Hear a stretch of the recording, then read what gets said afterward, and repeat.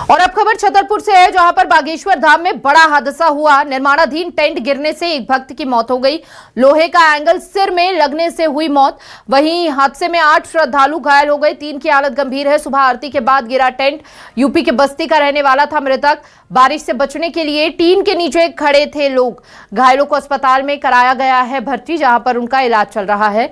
हादसे में 8 श्रद्धालु घायल हो गए, 3 की हालत बेहद गंभीर बताई जा रही है। निर्माणाधीन टेंट गिरने से एक भक्त की मौत हो गई। सुबह आरती के बाद ये टेंट गिरा। बारिश से बचने के लिए टीन के नीचे खड़े हुए थे लोग। दरअसल आपको बता दें कि मौसम में लगातार बदलाव देखा जा रहा है और झमाझम बारिश का दौर भी शुरू हो गया है। इसी बीच बागेश्वर धाम में ये बड़ा हादसा हुआ। अचानक से बारिश होने लगी। बारिश होने के चलते निर्माणाधीन टेंट गिरने से एक भक्त की मौत हो गई। हादसे में 8 श्रद्धालु घायल हैं और 3 की हालत गंभीर बताई जा रही है। हालांकि कई तरह के सवाल भी एक बार फिर इस हादसे के बाद खड़े हो रहे हैं कि निर्माणाधीन टेंट के आसपास क्यों नहीं किसी तरह से चेतावनी बोर्ड वहां पर लगाया गया। वहां पर अगर लोग पहुंच रहे थे तो पहले से व्यवस्था क्यों दुरुस्त नहीं की गई। ऐसे में एक भक्त की मौत हो गई, जबकि कई लोग घायल बताए जा रहे हैं। कुछ लोगों की हालत भी गंभीर बताई जा रही है। 3 की हालत काफी गंभीर बताई जा रही है।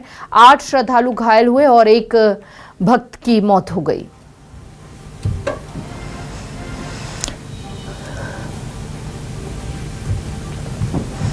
बागेश्वर धाम में यह बड़ा हादसा हुआ। बारिश से बचने के लिए टीन के नीचे खड़े थे लोग।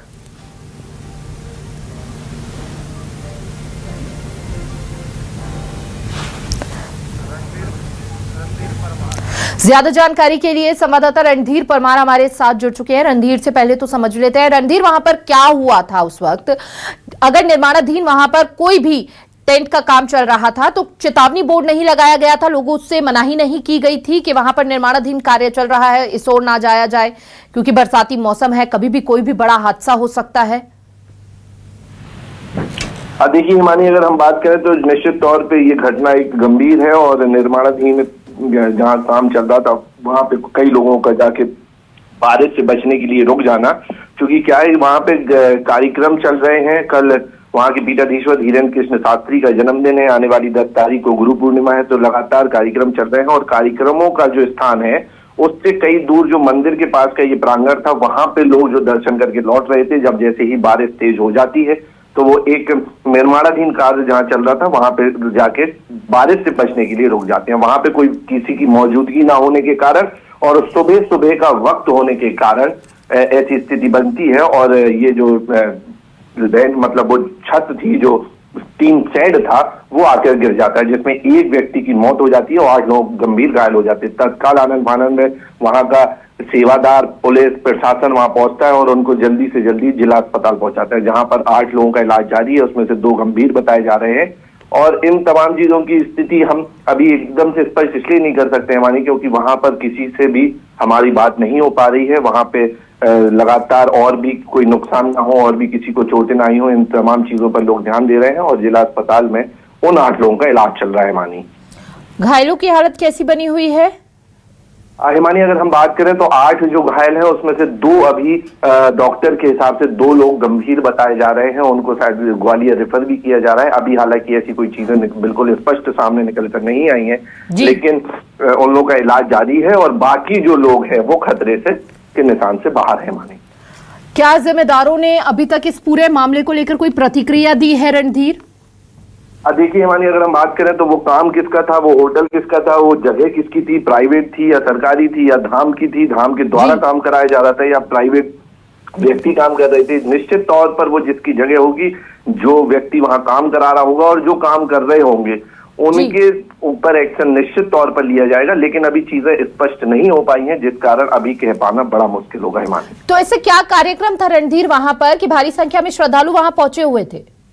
देखिए हिमानी, अगर हम बात करें तो 4 जुलाई वहां के पीठाधीश्वर धीरेन्द्र कृष्ण शास्त्री का जन्मदिन है और आपको बिल्कुल बता दूं मैं कि 1 महीने की विदेश यात्रा के बाद वहां के पीठाधीश्वर धीरेन्द्र कृष्ण शास्त्री बागेश्वर धाम ग्राम गढ़ा पहुंचे हैं।